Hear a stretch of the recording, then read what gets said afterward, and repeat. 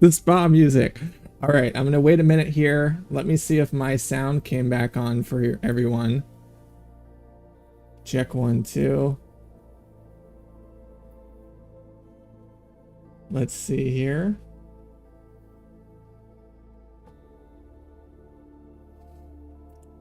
Let me know, everybody, if the sound is back on or not. Yay, sound is back on. Oh my gosh. Thanks, everybody, for letting me know. We are off to a good start, aren't we? Okay. Let me pause. I've got a few people in the chat here. You're so helpful. Tell me a little bit about yourselves, where you're from. Are you digital artists? Are you beginners? Where you're coming from? Let's take a moment to reset here. So everybody drop in the chat where you're from. Yeah, sound is back on. Amor guy, hey, what's up, man? Thanks everybody for the patience. We're back on here. Let me know. Let's see here.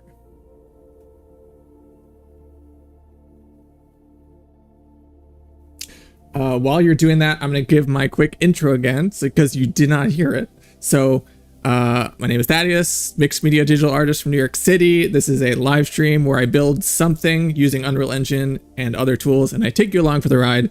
If you're just joining me first, usually the sound is working. And in this case, we're going to be building a sequence, an environment based on a sequence from Avatar. And this is part 2 of the stream. So if you haven't checked out part 1, definitely check that out.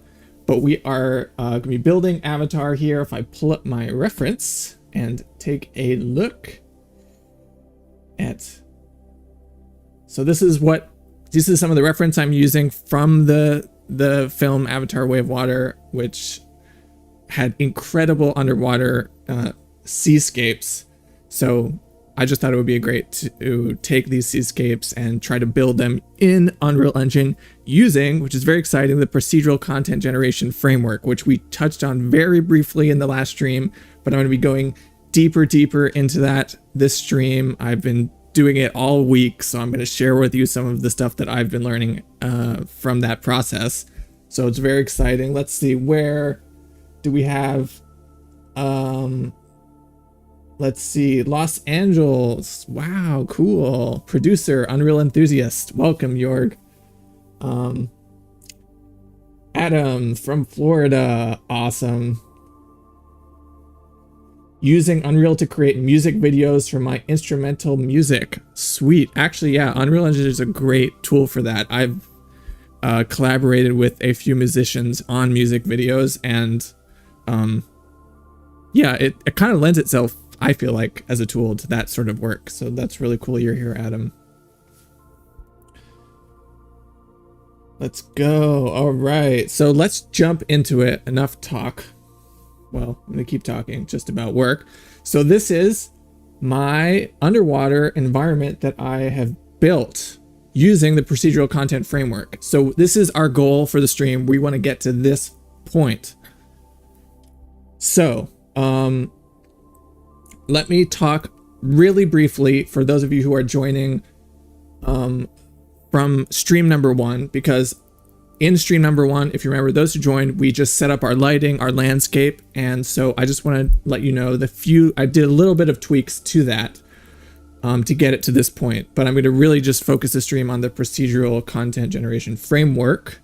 So if I just jump into Avatar World 2 here. So this is what we are starting with. And what I have here is a directional light. And in the directional light, last stream, we made a caustic material that we added to our spotlight. And since then, I've also added it to my directional light. So I have 2 light sources with this caustic material. We can mess with it later, but it seemed to give a better result for me. So I have this directional light using that material down here, the caustic material that we built together. So that's one change. The other change is that I have opted for a different material for the water. And the water material, just real quick, where you find it is in engine and type in water. And I opted for this, where is it?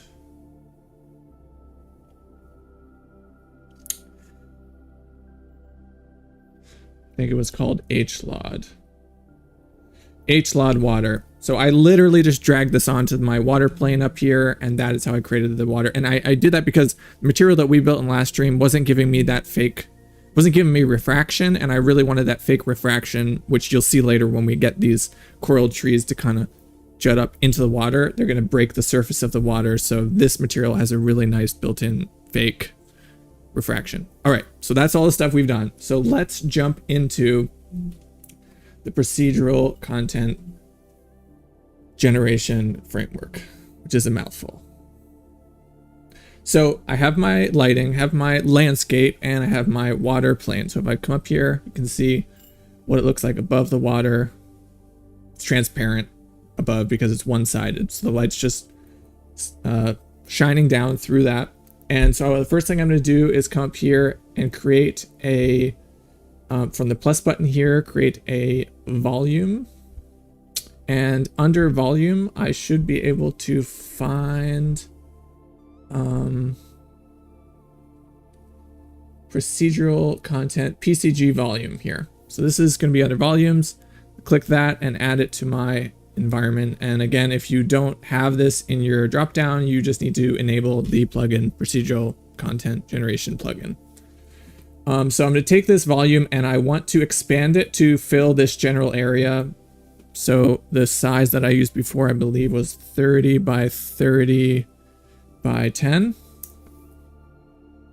So now it's encompassing most of our area here. And it's the important thing that I have found is that it intersects with the landscape, because what we're doing is we're sampling the landscape to get the point data we need to make the procedural simulation.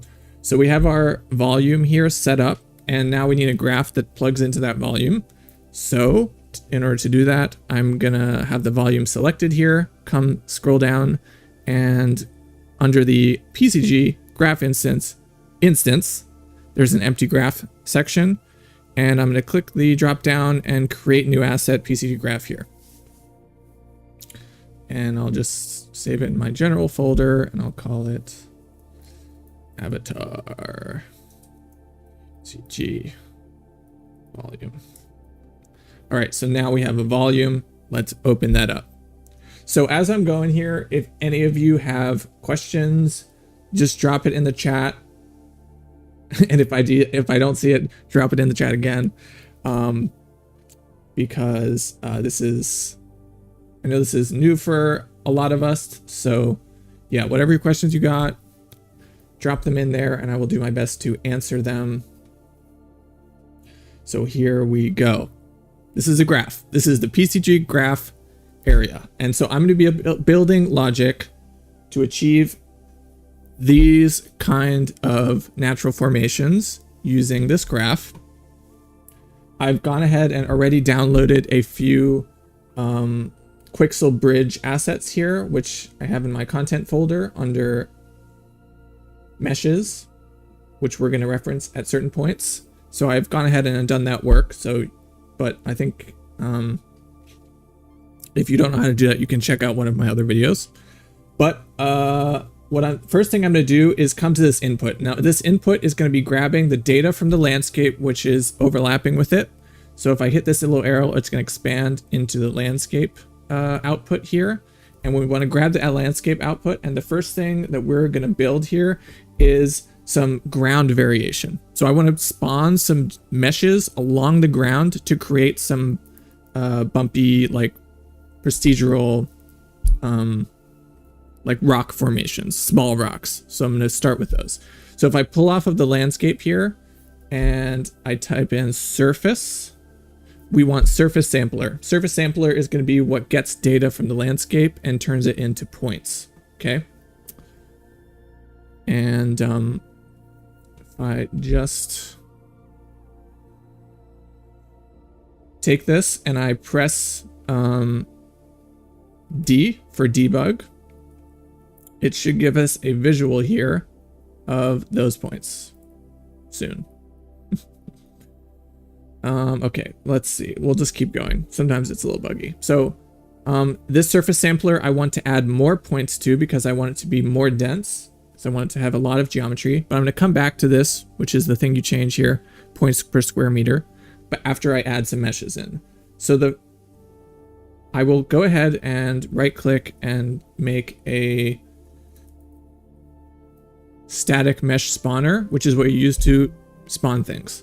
Static mesh spawner is going to be what we make, is what we add the rocks into. Here on the right, mesh entries, I'm going to hit the plus button and I will, let's see how many I have ground. So these are the 3 ground meshes here that I'm going to be using. So I'm going to make 3 inputs with the mesh spawner selected. Open the index and the descriptor and drag each mesh into that. See, descriptor, second mesh, descriptor again, third mesh. And if I open these up just so you see what they are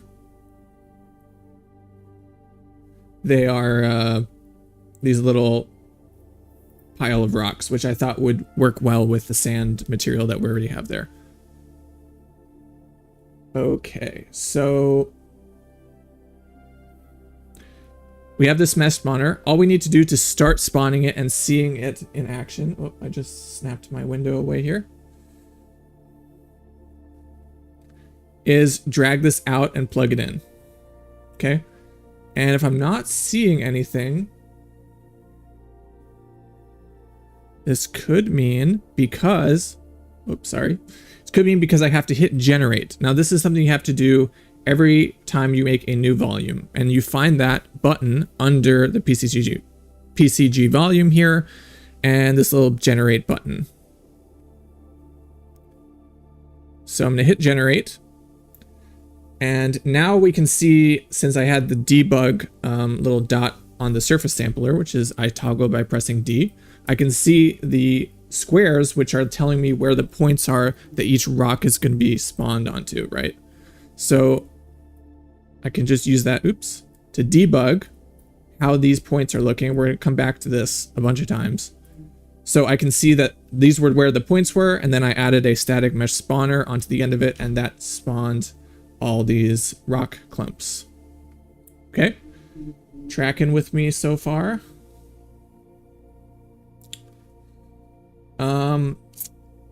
All right, so now I want to add more of these. So I want to spawn them over a larger area, or spawn more of them in this area.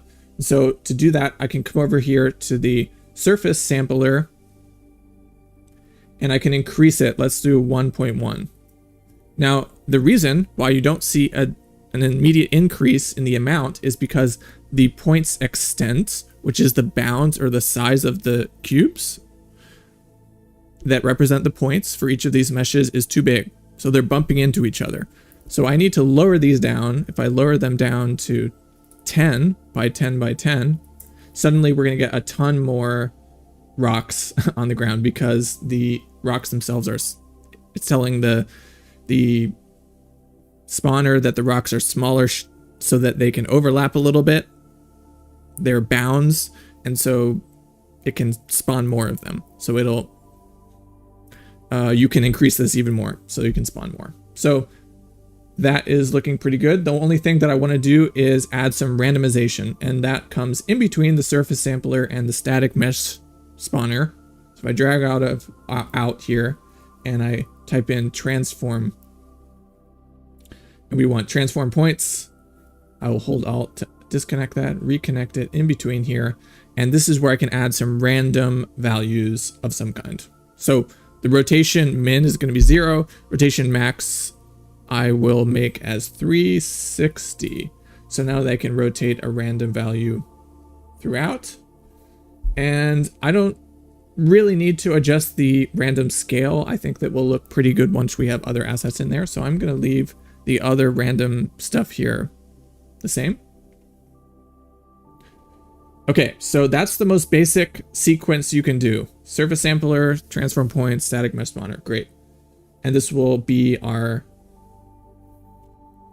ground variation. Okay. Any questions so far? Drop them in the chat, or drop a fire emoji if you are pumped and this is working for you so far. Hi, Familia. What's up? Welcome.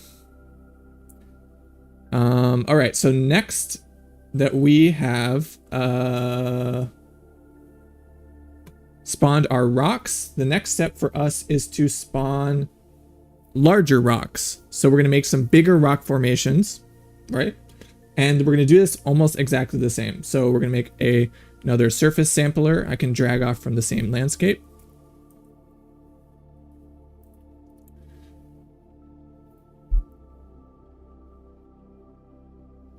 So this surface sampler is going to be, I will leave it at 0.1. I will leave it actually just completely standard because these rocks are going to be bigger. And I'm going to drag off of that and make a transform points.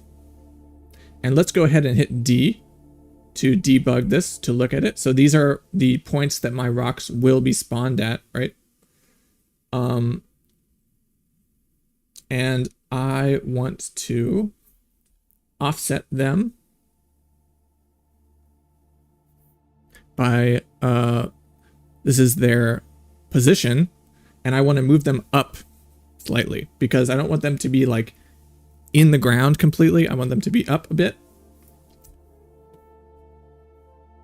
So I'm going to put in -10 to the offset min and max. So this first one's translation. So in order to get these positions to be on the surface a little bit more, I'm going to type in -10.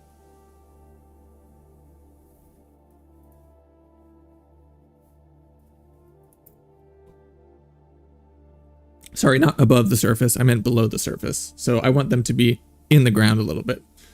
Okay. Nice. I got 2 fire emojis. We're on the right track. Okay. So now these are the rocks, and I want to add some random rotation to them as well. So in the rotation max here, I will add 360. So now you can see all these potential locations for the rocks are rotated, the larger rocks. And now I can go ahead and drag off and get another static mesh spawner. And the mesh I will use for that is this larger rock formation that I found on Quixel Bridge. So I'm going to use this, and I'll use this other one as well. So I'm going to drag it into this descriptor again. And on the second one, I'll drag the second rock. Okay, and I'll undebug the transform points, and we can see we have a bunch of larger rock formations that are spawned here. So we're starting to fill out our environment a little bit. Okay, so those were the 2 simple ones. 2 sizes of rocks. So now we need to start building the coral trees. So if I'm looking at my reference here, the formations that are really recognizable to me here, or their jump out to me, are these vertical coral trees here. And obviously the coral that's growing around them. So let's jump into specifically spawning those trees.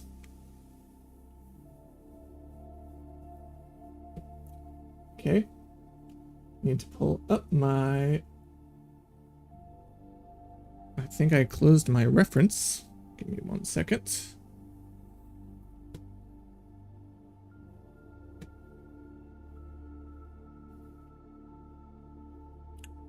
I'm learning this as well. Okay, so I have this sequence. So now I'm going to pull off another surface sampler, and this will be for the trees. So surface sampler. All right. This surface sampler, I will add another transform points to.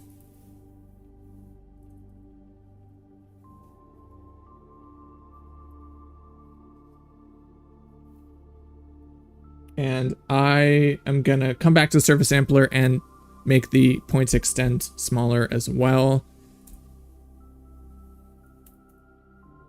And I'm going to add what's called a density filter.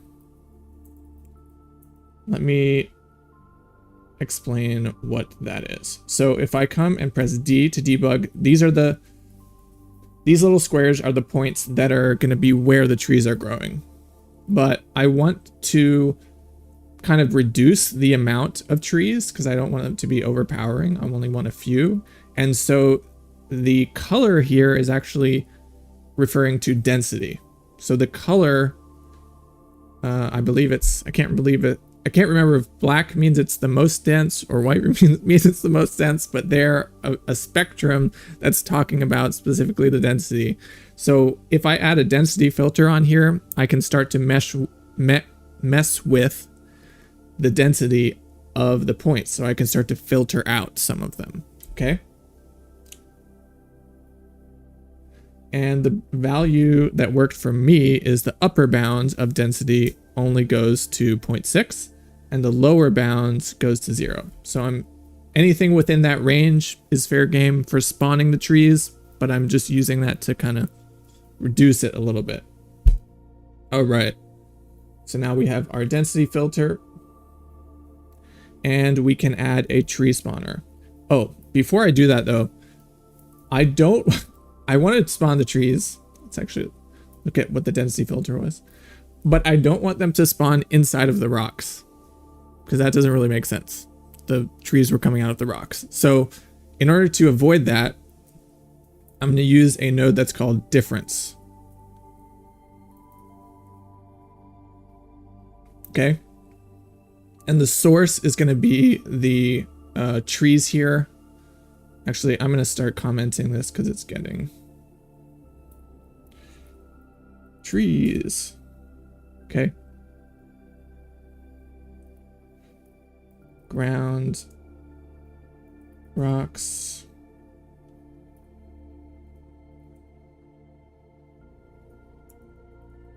Okay. Stay organized here. Okay. So I'm going to drag off of the end of the big rocks into difference. And that is going to, if I toggle off D on that and add density here, now it's eliminated all the points that intersect with those rocks. That's what I want. So now it's not going to grow out of most of the rocks. I mean, if my bounds are not exactly right on the rocks, it might kind of clip through them a few of them, but at least it'll cut down on most of them. So now I have a set of points that's in some areas of empty space. Now I can spawn the trees. So if I drag off of here, again, we come to a mesh, static mesh spawner. And the tree mesh that I found is just a plain old tree from Quixel Bridge. And this is what it looks like.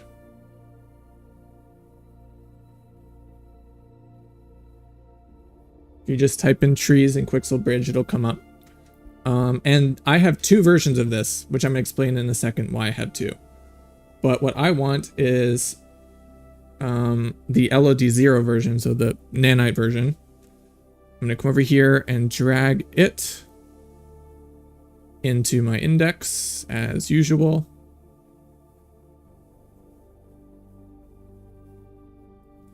And we can see the trees have begun to spawn. Cool.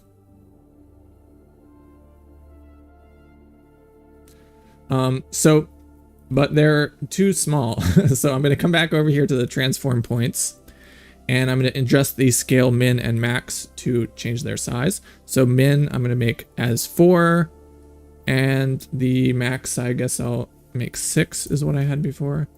And so now I have these trees starting to grow. And you can see why we used the fake refraction on the water, because it gives this beautiful fake look that you can see the refracting version of the tree is coming through here. So let me know if this is tracking for everybody, drop a fire emoji if you are tracking with me, or if you have any questions so far. We've successfully spawned our trees. Okay. So next we need to spawn. Oops, I gotta turn that off. My monitor has this automatic snapping thing here going on. All right, so we need to start spawning things on the trees, coral, and around the trees. Okay, so we're gonna be jumping off of this tree stack here and doing stuff with it. So for the base of the tree, so I want things to be growing around the trees, and I need to get the location of the trees. So I have the location of the trees now. What I can do is create a new surface sampler here. Plug it back into landscape again. Let me see if I did any changes to it. It looks like I upped the density of this to 23, so it's pretty dense. So let's look at what that looks like. All right, so I have a bunch of points here, and I've lowered the points extent down to 5 so that I can add a lot more of them. So these are all my potential locations for things that can grow. So I have my surface sampler here, and what I'm going to do is get a distance node, and the distance node is how I can check which of these points are near the tree. Okay, so let's look at what we did there.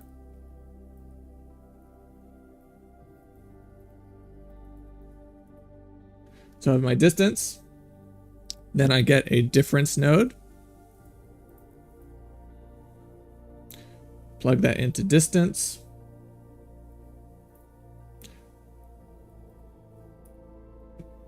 Okay, and I forgot one thing here, which is that in the distance node I have to set density. There we go. So now you can't quite see it yet, but I'm setting the density of the points based on distance. So it's very important that you have this checked on. It did not a moment ago. And the maximum distance on this distance node I'm also going to lower, and I believe 120 works. Okay, here we go. So now we can see it's going up to a distance of 120, setting the density of the points, which you remember we can actually use to filter the points later. So this is good. So now we have a little area around each of the trees that we can start to mess with. And all I have to do with this difference node here is, if we look at this, what it's doing, this is just cutting the tree out of those points, because I don't want things growing inside of the trunk, you know, too much overdraw, too many things clashing on top of each other. So I'm subtracting the trunk. So just review. Points, got the points. Filtered them by, or colored their density by distance to the tree, and then cut the tree out of it. So now we have all the points minus the tree. Now I can add a density noise to this. And density noise, if I add 0.47, I think it was, and let's see, and I change the density mode to add.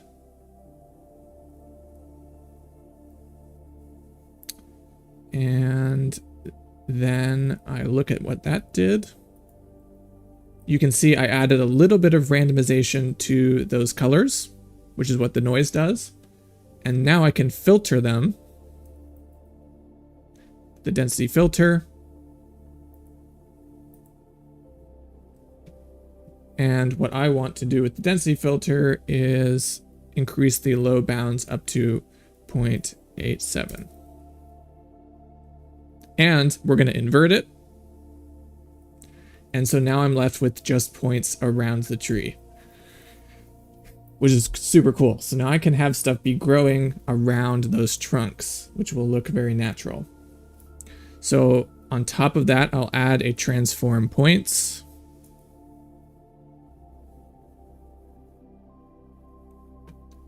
And the transform points, I'll again add random rotation as usual to the rotation max, and the scale will like lower it a bit so that these aren't.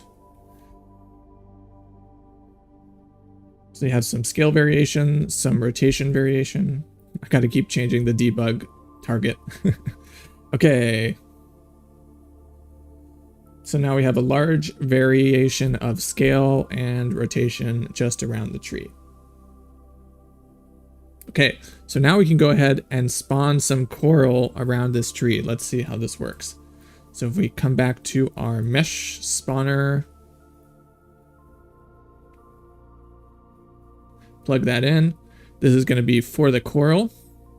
And if I look at the meshes I got for the coral, there is actually a pack of coral that you can just grab from Quixel Bridge. It's just a pack. That's all of these. And the only thing I've done to them is I've just taken their material, duplicated it, and added a tint to the color so that they just don't look like white, dead coral. Okay, so there's 1, 2, 3, 4, 5. This mushroom we're going to talk about later. So stay tuned. So the static mesh spawner here, we will make, what did I say? 1, 2, 3, 4, 5 inputs. Same deal. Drag them in.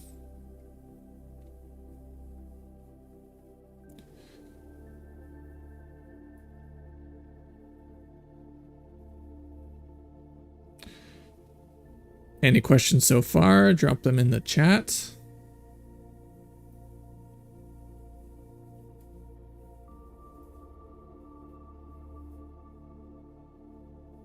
Did I just do 2 of those?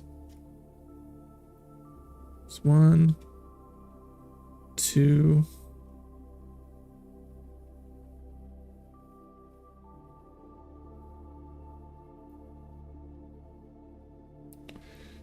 I need 1 more here.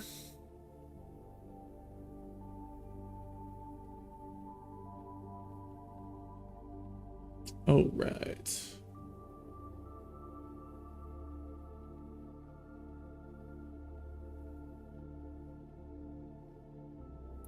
So let's get rid of this and see what we got. Okay, so we have some coral growing around the base of the tree. That's pretty cool. And something cool that you can do in the mesh spawner is that you can modify the, I guess, what mesh it favors the most. So if I wanted to mostly see these purple corally things, I just have to come to wherever they are, which I think is here, and under weight I can up it to like 10. Now there'll be a lot more of those compared to other ones, and like I could come to this one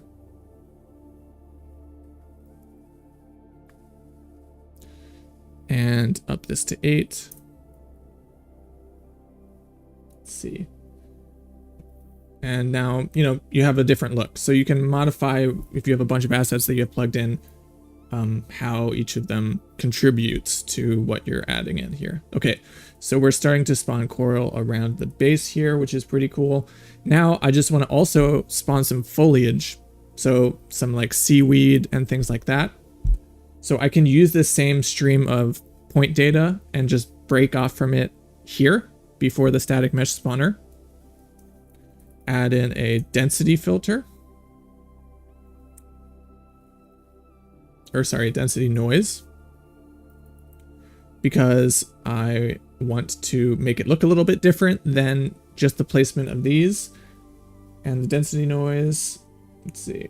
I think I just left normal. And I will make a difference node again.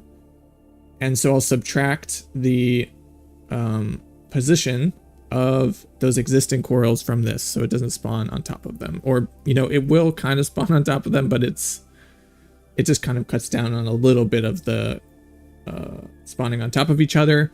Then the transform points to add some more randomization.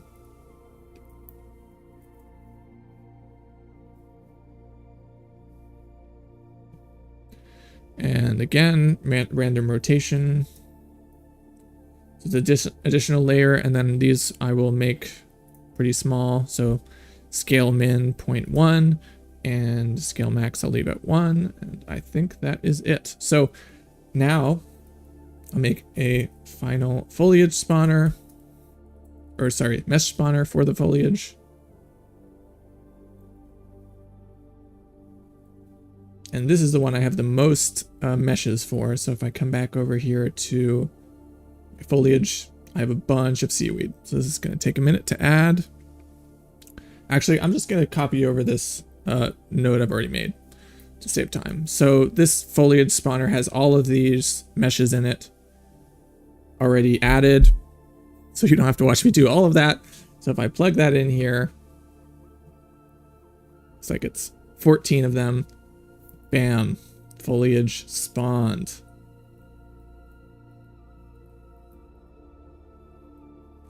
And real quick, to make them look like they're underwater, I've just jumped into their materials.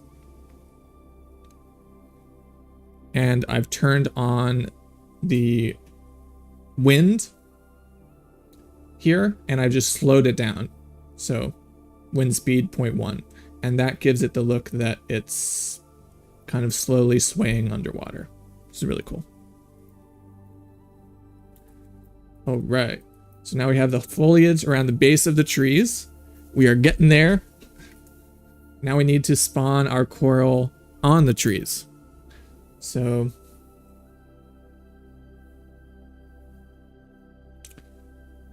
the next thing I'm gonna do is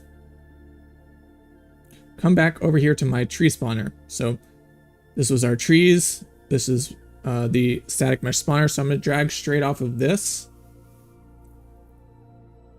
And I'm gonna make a copy points node. So this is gonna be new.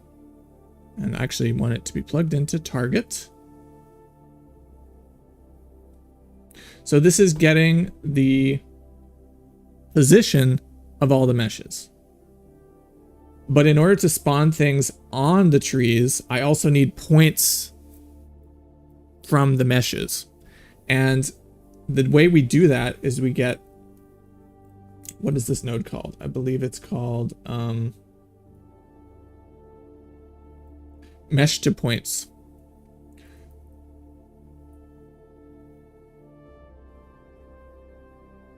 BP element mesh to points. That's what we need. And this is going to sample a mesh that you put in here, get the points from it, and then we're going to combine that using copy points with the position of these other meshes, right? So I originally put the nanite mesh in here and it like completely crashed my computer.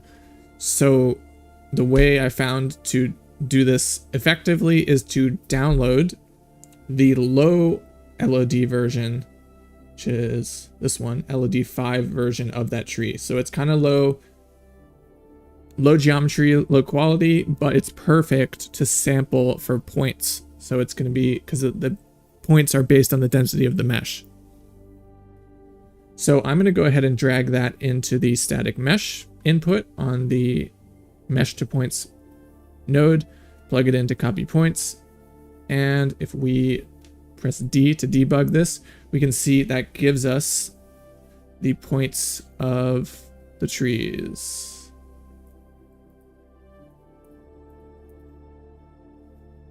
Cool. So now we can do our standard thing. Add a transform. Oops. And I believe I just added rotation to this. It's like the most used node. Okay, 0.2 for scale up to 0.5. So let's see what that looks like. So that added some scale and rotation randomization. Okay. So the next thing that we need to do is get the normal of the surface, because we don't want them to exactly spawn just like a blob just at this random location. We want actual the normal, so like the direction of the faces on the surface to dictate where we spawn them as well. And the way we do that is a normal to density.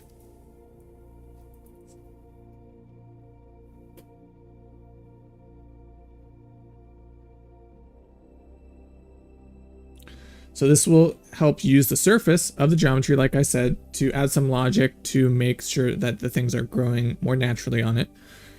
From the normal to density, I believe I just changed the direction. So I added a 1 here, which is the direction of the normals. So this would be XY. This would be Y, the Y direction. Don't worry, it's all gonna make sense in a second. So I have the Y direction, added a 1 here.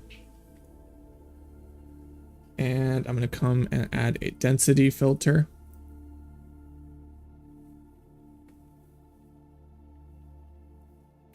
And the values that I found to work best are 0.57 in the low bounds and the upper bounds 0.68.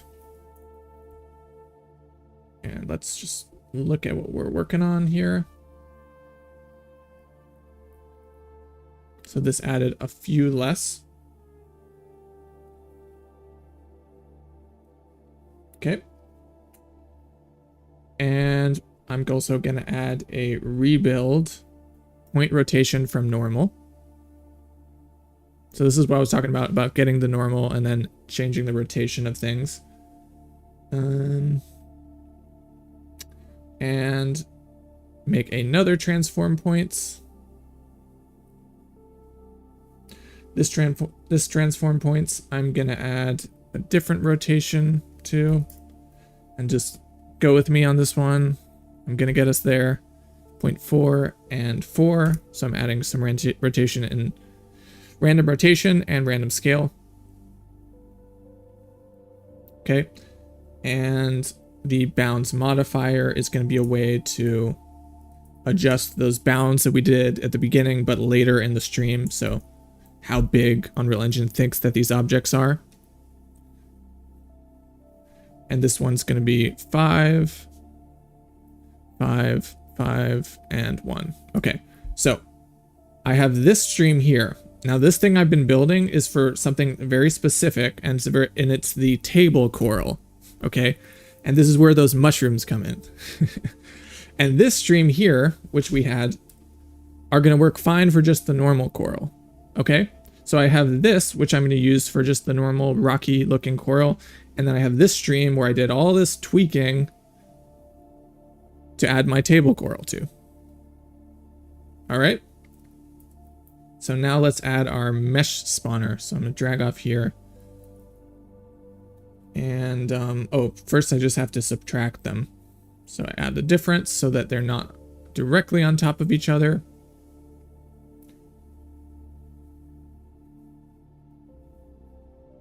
Okay. Now I can make my mesh spawner. 1 here and 1 here.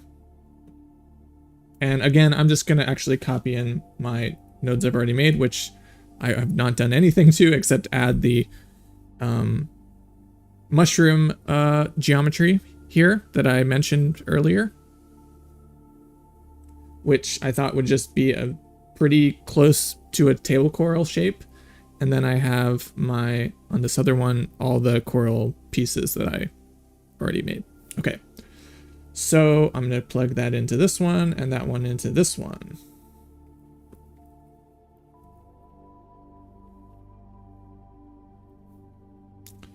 Okay, it looks like we have a problem. Let me double check here. Oh, I made a distance node instead of a difference node. There we go. Reading. Difference. Okay. not distance.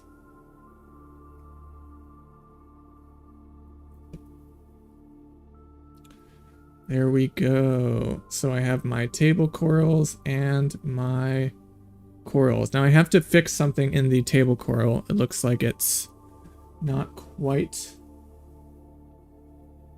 rotating correctly.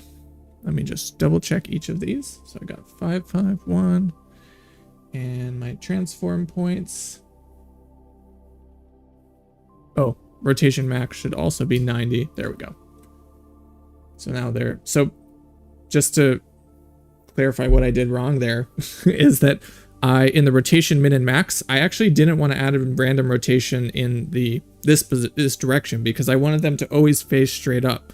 So what I did is I rotated them in 90, but also the min and max. So that's like some way you could just adjust things, but not add randomness, is just to put the same value in the rotation min and rotation max, in this case, 9 degrees. Okay. So there we have it. We have our coral forest. Any questions on that? That is the full node structure that I did. So if we just kind of look around here.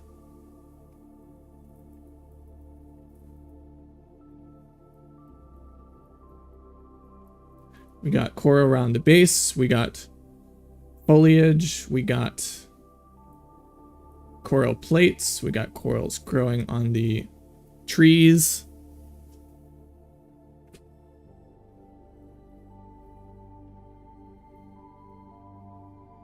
Looking pretty good. Any questions? Any questions? Let me know your questions. Drop it in the chat.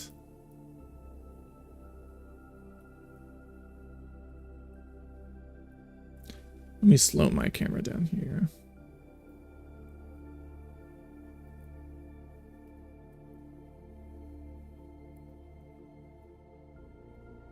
Thanks, Adam.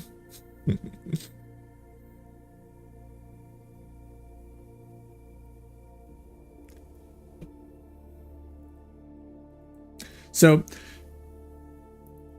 next stream, I'm thinking what we're gonna do is, I haven't decided yet, but we could jump into a deep dive in how to blend these assets together. So to get a little bit more of a convincing blend between these different rocks and sand, even though it looks pretty good, but we can definitely blend that even more with runtime virtual textures, or we might jump into another stream on procedural content generation. So actually let me know in the chat what you all would be interested in for the next stream, because we could go a lot of different ways with this. We could keep pushing this environment, you know, adding fish, adding more blending between assets, you know, rendering out like a little short, or we could just jump on to another topic. I'm pretty open. So if you have an idea, drop it in the chat right now. Let me know your thoughts. What we are going to do at the giveaway in a moment.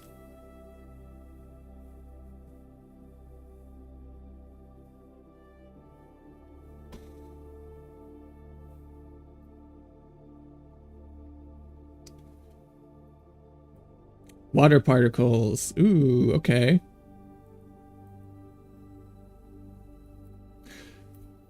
Yes, Headbutt Warlock. Great name.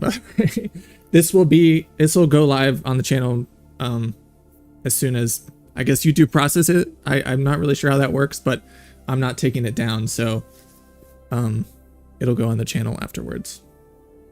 All right, we got a vote for water particles here, and we got a vote for runtime virtual textures. All right. That's something we could definitely do. Both of those would work really well in this environment to use as an example.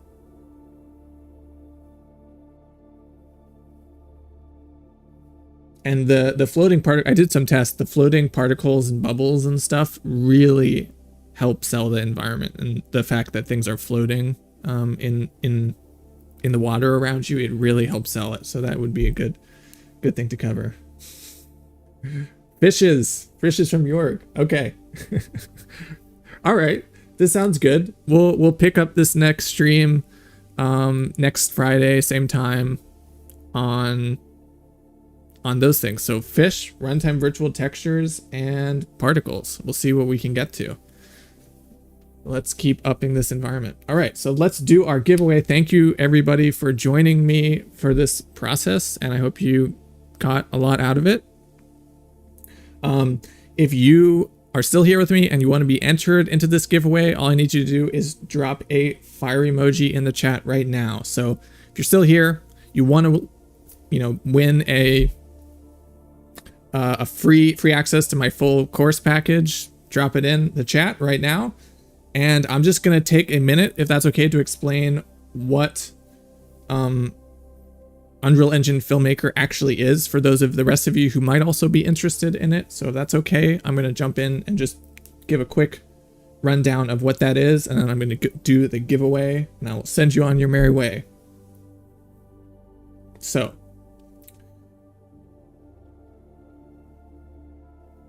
Unreal Engine Filmmaker is my kind of is my full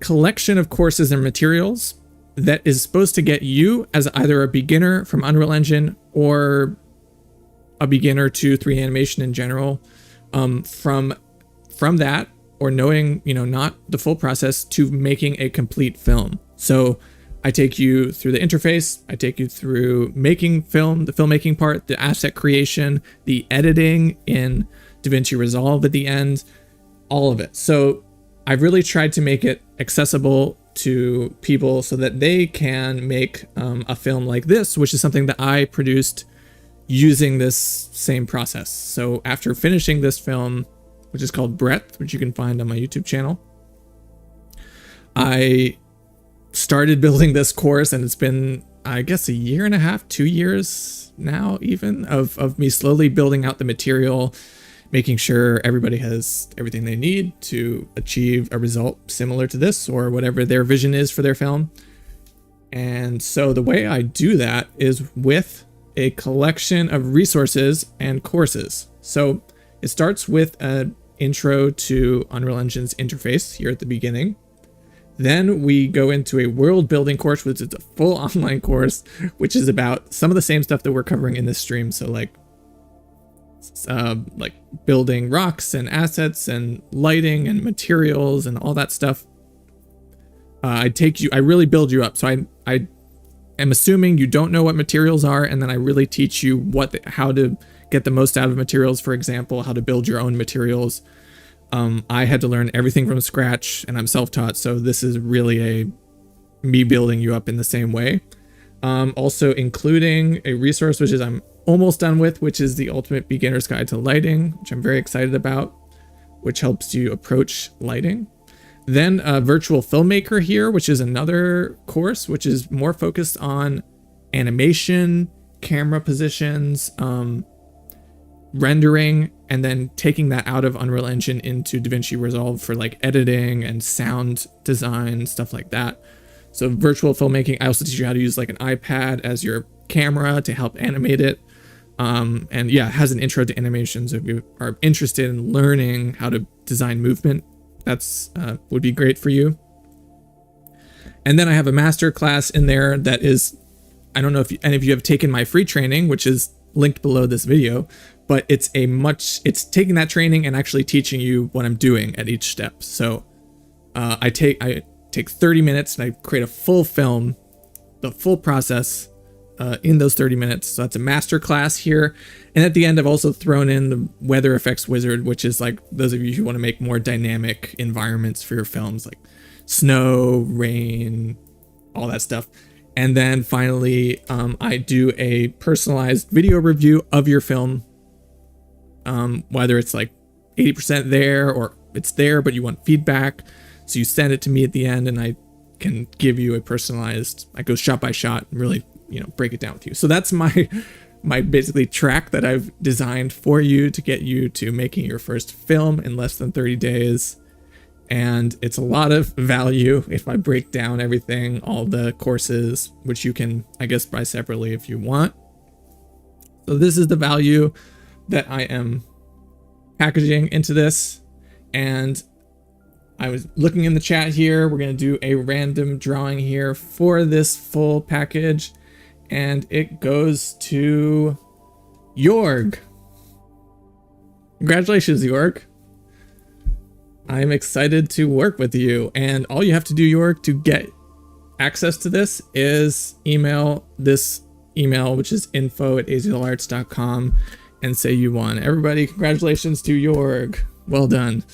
And thanks for joining me on this live stream. And the rest of you also want to grab this, have 40% discount for people that are watching the stream for the rest of the day. So next few hours, you can find that below this video. So that's my whole spiel. Hooray, Jorg. Awesome. Thank you everybody for joining me. This was a blast, and I'm really excited to jump on the next stream with you all, which I'll be doing next week, like I said, next Friday. So I'll see you all there. Thank you.